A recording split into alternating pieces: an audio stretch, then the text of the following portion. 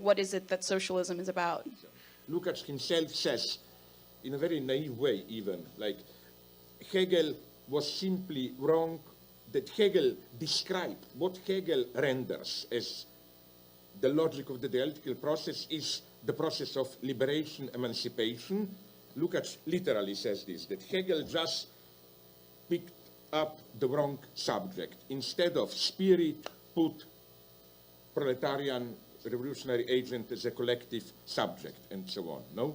I think that, that precisely Lukacs is not Hegelian there. That the way he reads it, and it's interesting where Marx refers to Hegel in that way, it's mostly Grundrisse. You know, Marx's this fragment in Grundrisse, pre-capitalist formations, this is pure Hegel, but a certain type precisely of Hegel. When Marx proposes the whole scheme of historical development as, again, gradual emerging, but at the same time emptying of subject out of substance, and then we have substanzlose Subjektivität, the working class is a pure subject who then swallows, appropriates the substance. The whole of my work, and theirs also, I presume, is to claim that this is not really at all what happens in Hegel. That this image of Hegel as mega subject, you know, who swallows all, internalizes all content is not. Which is why we have an immediate symptom. That would be my, but we don't have time, counter question to you. You have in Lukacs, did you notice this? I counted 3 figures, there are more. This radical ambiguity of reference to Hegel in the history of Marxism, but already in Marx. In Lukacs, it's simply that what he reads as the Hegelian notion of alienation, alienated substance, like the subject externalizes itself and then reappropriates the substance, is the logic of liberation.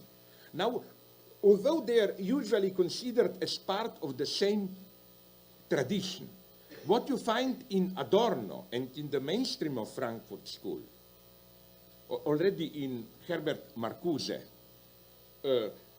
is exactly the opposite. It's not that Hegel's logic is a mystified logic of liberation, but that Hegel logic is a mystified logic of the capital. That is to say that the, to put it very naively, material reality, but not in a vulgar sense, which Hegel is describing is effectively, ultimately, the circulation, self-circulation of capital. And it's incredible how few people this noticed, how, but some people did, like Moshe Postone made some nice remarks on this, on how radically opposed these two references are with regard to a simple question: what is Hegel describing in a mystified way? People say, no, already liberation, like, you know, and this is the scheme of Marx mostly in Grundrisse, no? Where it's very Hegelian. But then I claim in Capital, Marx is closer to what Adorno and those guys were trying to do. There, you remember, if you read closely Capital, for example, the passage from money to capital is described in purely Hegelian terms as the passage from substance to subject.